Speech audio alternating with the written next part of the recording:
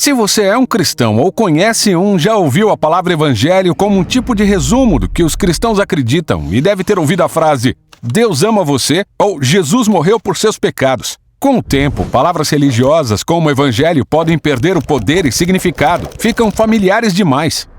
Então vamos investir um tempo para redescobrir o que essa palavra evangelho significa para quem escreveu a Bíblia. Evangelho é uma tradução do hebraico do Antigo Testamento do verbo biser e do substantivo besorá. No Novo Testamento grego é euangelion, que é uma palavra composta. Eu significa bom e angelion significa anúncio. Essas palavras significam boa notícia, mas que tipo de notícia? Em hebraico, biser é o que podemos chamar de notícia nacional ou anúncio do rei. Como quando o rei Davi ouve um mensageiro biser que o seu exército foi vitorioso na batalha, o que significa que ele permanece no seu trono governando sobre o povo de Israel. E depois que Davi morre, seu trono é passado para Salomão, seu filho. E quando ele foi declarado rei em Jerusalém, um mensageiro espalhou a Bessorá, dizendo que existia um novo governante no poder. Depois da morte de Salomão, veio uma sequência de reis que eram más notícias, e a corrupção deles levou a nação à autodestruição. Por isso o profeta Isaías anunciou a boa notícia de que um dia o Deus de Israel viria como rei cósmico, para confrontar todos os reinos corruptos e violentos e restaurar seu governo sobre todas as nações. Então, quando Jesus de Nazaré entrou em cena, ele deu sequência ao Evangelho de Isaías, ao sair anunciando o Evangelion do Reino de Deus. Jesus disse que Deus estava restaurando seu reinado sobre seu povo Israel e sobre as nações, e era ele quem fazia isso acontecer. Agora, o Evangelion sobre um novo reino comando significa uma nova forma de viver. Jesus disse que viver no reino de Deus significa segui-lo, baixando a espada e buscando a paz por meio de perdão e generosidade radicais, até mesmo em favor dos inimigos. A boa notícia exige que as pessoas tomem uma decisão. É por isso que Jesus levou o Evangelion a Jerusalém para confrontar os reinos corruptos e violentos da época.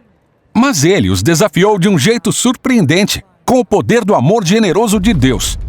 Enquanto era executado pelos inimigos, Jesus recebeu sua coroa e foi ridicularizado como um falso rei. Mas ele mostrou a verdadeira autoridade real ao perdoar os seus torturadores.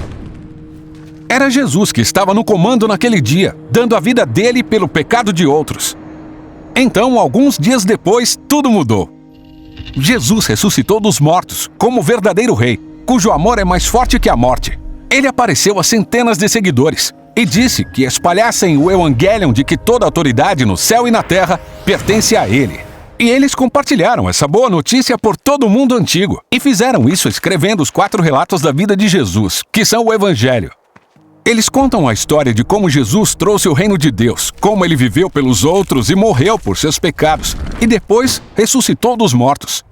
Os seguidores de Jesus também compartilharam a boa notícia conversando sobre ele. Foi por isso que Pedro e Paulo, Priscila e Áquila viajaram por toda parte compartilhando o anúncio real. Embora pareça que os governantes do mundo estejam no comando para fazer o que quiserem, a boa notícia é que Jesus crucificado e ressurreto é o verdadeiro Senhor do mundo, o verdadeiro Rei de toda a criação. E no reino de Jesus é tudo diferente. É onde líderes de verdade são servos, porque os últimos são os primeiros, e os primeiros vão para o final da fila.